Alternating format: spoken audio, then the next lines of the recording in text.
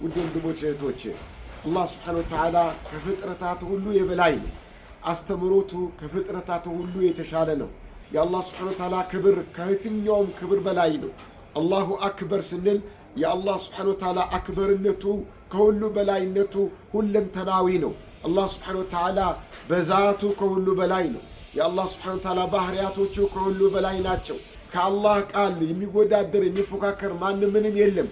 ዓሊምን በሉት ወልይን በሉት ሼኽን በሉት ባለስልጣንን በሉ የትኛውም ማዕረግ ይኑረው ያ ሁሉ ንግግሩ አስተሳሰቡ ከአላህ Subhanahu Wa Ta'ala ንግግርና ከመልእክተኛው ንግግር በታች ነው። ይህን አስመልክቶ አላህ በቁርአን እንዲህ ይላል ያ አዩሃ الذين آمنوا እናንተ አማኞች ሆይ لا تقدموا بين يدي الله ورسوله በአላህ Subhanahu Wa Ta'ala እና ከመልእክተኛው ፊት ለፊት አትሁኑ ይላል። በአስተሳሰባችሁም ይሁን ተግባራችሁም ይሁን በየትኛውም ነገር ከኋላ ነው እንጂ መሆን አለባችሁ ከፊት መሆን የለባችሁም ይላል አላህ Subhanahu Wa Ta'ala።